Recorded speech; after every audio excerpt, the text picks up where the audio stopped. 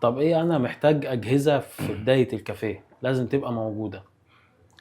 دايما احنا بندور على الاساسيات، بس هي دايما اساسيات الكافيه هي يعني يعني اساسيات الكافيه هي بتاعت الاوبننج وهي بتاعت مم. الاوبريشن. مم. يعني مثلا انا بقول النهارده انا يا استاذ مصطفى أنا بعد اذنك انا هفتح كافيه، فانا محتاج للكافيه دي او محتاج للمكان اللي انا هعمله دي، محتاج مكان القهوه، محتاج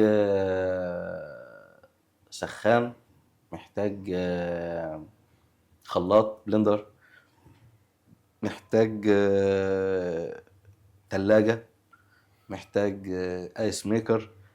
طب ليه يا مستر محمود؟ انا والله عشان انا داخل انا هستهدف ايه؟ هستهدف الهوت درينكس والكولد درينكس والديزرت. طب. فالهوت درينكس هي محتاجه مكان اسبريسو او مكان سخن. مكان السخن ده بتاع القهوه اللي هو ماكينه اسبريسو، دي روح المكان. مم. من غير المكنه دي انا اسف، مكانك حتى في الفريش او في الكولد ملوش ملوش قيمه. قيمة. اه، اللي بيجيلك عشان القهوه، مم. بعد كده نحط جنبها الكولد، نحط بعدها الديزرت. طيب انا عشان الهوت درينكس يبقى انا محتاج مكنه الهوت اسبريسو او مكنه اسبريسو، تمام. ومحتاج جنبها مثلا قهوه التركي. في مكان جديد طلع بقاله فتره كده اللي هو اسمه الاوكا. مم. برضو خليني برضو كومنت على المكنه اللي هو ماشين بتاعت الاوكا دي. انا مش حاببها. دايما انا بحب الدرينك بتاعي يبقى مانوال.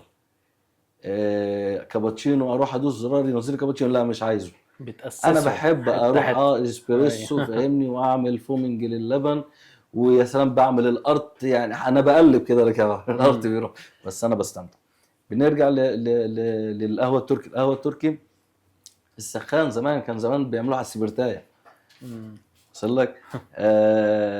فالدنيا اتطورت وكلام زي كده بسخان او رمال او كلام زي كده، اللي هي الحاجات اللي مم. موجوده دلوقتي، فاهمني. او زمان كانوا بيعملوا برضه على الرمل السخن، فاهمني. هي فكره الرماله دي مش فكره جديده، يعني فكره قديمه. ايوه ايوه. بنتكلم مثلا ان انا محتاج عايز استهدف الكولد درينكس. الكولد درينكس ان انا خلاط بلند، مم. مم.